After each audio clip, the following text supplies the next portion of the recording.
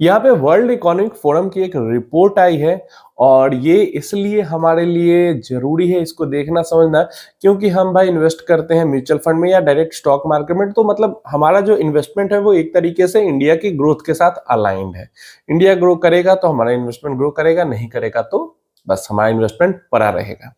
तो यहाँ पे वर्ल्ड इकोनॉमिक फोरम की रिपोर्ट है, उसके अंदर अलग अलग कंट्रीज की क्या ग्रोथ रह सकती है 2025 के अंदर में उसको बताया गया है, और ग्लोबली क्या ग्रोथ रह सकती है, क्या ग्रोथ रेट रह सकता है जीडीपी, वो यहाँ पे बताया गया है। एक्सपेक्टेशन, एक फोरकास्ट यहाँ पे किया गया है। अब ये समझना इसलिए भी जरूरी है कि इंडिया के अंदर से कोई रिपोर्ट निकल के आती है ना, तो कई लोग कह सकते हैं कि हाँ मैनिपुलेटेड नंबर है, सरकार इधर उधर कर देती है, चाहे कोई भी सरकार हो भाई, बीजेपी हो कांग्रेस कोई भी हो, सब पे लोग यही इल्जाम लगाते हैं कि मैनिपुलेटेड नंबर रहता है, खुद से नंबर इधर उधर करवाते हैं। लेकिन अगर मतलब वर्ल्ड बैंक या इकोनॉमिक फोरम या फिर मॉनेटरी फंड ये सब जब कोई रिपोर्ट निकालती है तो वहां पे तो कम से कम कोई नहीं कहेगा कि मैनिपुलेटेड नंबर है। वहां पे तो मतलब मोदी जी नहीं जाके खुद से नंबर लिख के आते होंगे, मतलब एक तरीके से आप समझ सकते हो। तो चलिए बात करते हैं क्या हालात है। तो यहाँ पे अगर देखोगे तो बात हो रही है वर्ल्ड की, यूएस की, पूरा यूरोप एरिया, इसके अलावा Germany, France, Italy, UK, Japan, China, India, Russia, Brazil, Mexico, South Africa and Saudi Arabia की। और यहाँ पे इन सारे ही कंट्रीज के अंदर में इंडिया की ग्रोथ को सबसे ज्यादा प्रोजेक्ट किया गया। 2025 के अंदर में जितनी भी बड़ी इकोनॉमीज हैं उनमें सबसे ज्यादा ग्रोथ इंडिया की रह सकती है।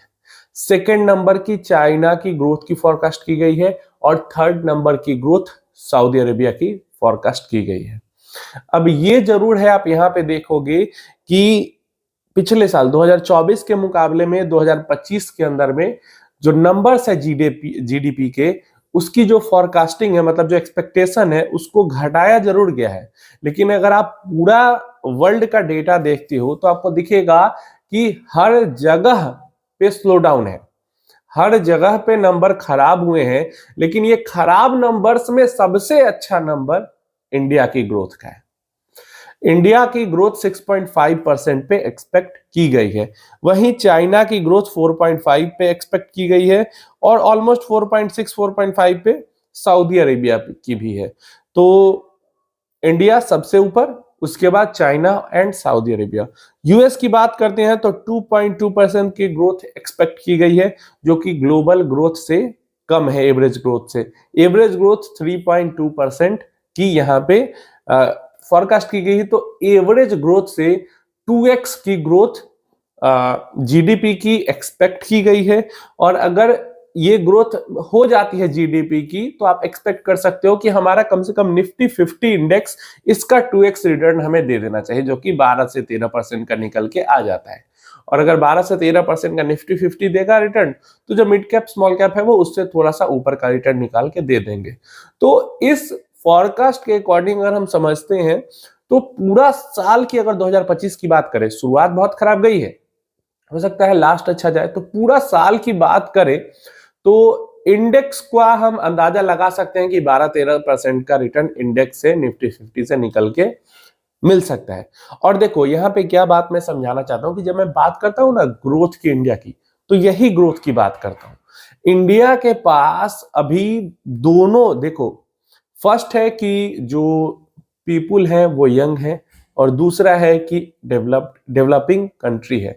ये दोनों चीज जो इंडिया को है अगले 30 साल तक लगातार फेवर करते रहेंगे, चाहे बीजेपी की सरकार हो, चाहे कांग्रेस की सरकार हो, चाहे कोई भी सरकार हो। थोड़ा सा इधर उधर हो सकता है, लेकिन लॉन्ग टर्म जो ये 25 से 30 साल का जो ग्रोथ एक विजन है इंडिया के लिए, क्योंकि 30 साल बाद सच में जो ग्रोथ होगी वो कम होगी।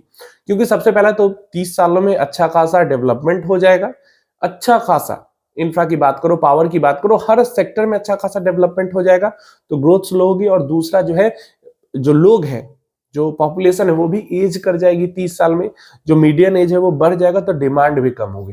तो 30 साल के बाद रिटर्न्स हो सकते हैं 8% 10% पे आ जाए घट के, लेकिन अभी अगले 30 साल तक मुझे लगता है as a investor golden period है। और ये जो दुनिया के लोग, अब ये जो वर्ल्ड इकोनॉमिक फोरम है, ये रिपोर्ट कैसे आती है? दुनिया के जो एक्सपर्ट्स मतलब अर्थशास्त्री हैं बड़े बड़े, उन सब की राय से ये जो वर्ल्ड इकोनॉमिक फोरम है उसका जो ग्रोथ फोरकास्ट है वो बनाया जाता है।